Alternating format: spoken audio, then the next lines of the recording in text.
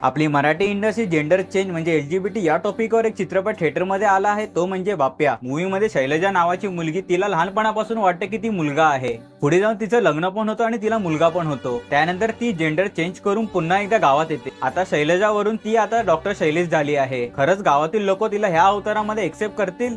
आणि त्या मुलाचं काय होईल जेव्हा त्याला कळेल की त्याची आई आता बाबा झाली आहे? पुढे जाऊन या चित्रपटामध्ये अशा काही गोष्टी घडतात ते तुम्हाला या मूवीमध्ये बघायला मिळेल. राजश्री देशपांडे हिने एका मूवीमध्ये 2 रोल केले आहेत, डॉक्टर शैलेश आणि शैलेजा हिचा. परफेक्ट रोलसाठी डेडिकेशन दिसून येते या मूवीमध्ये, कारण ती बॉडी लँग्वेज, तिचे बोलण्याचे डायलॉग्स आणि डॉक्टर शैलेश या रोलसाठी तिने केलेलं body transformation. Girish Kulkarni one of the best part आहेत या मूवीचे. हा मूवी फनी असला तरी काही ठिकाणी तुम्हाला अशा इमोशनल मुवमेंट दाखवेल आणि या मूवीचा शेवट तुमच्या डोळ्यामध्ये पाणी नक्की आणेल. अत्यंत महत्त्वाचा विषय आणि डिफरंट टॉपिकवर मराठी इंडस्ट्रीने बाप्या हा मूवी आणला आहे, कारण बाप्या ह्या मूवीला खूप सारे अवॉर्ड सुद्धा मिळाले आहेत. तर डेफिनेटली हा मूवी तुम्ही थिएटरमध्ये नक्की बघा. ज्या लोकांनी बघितला मला कमेंट सेक्शन मध्ये नक्की सांगा की तुम्हाला हा मूवी कसा वाटला, आणि जाता चॅनलला फॉलो आणि सबस्क्राईब करायला नका.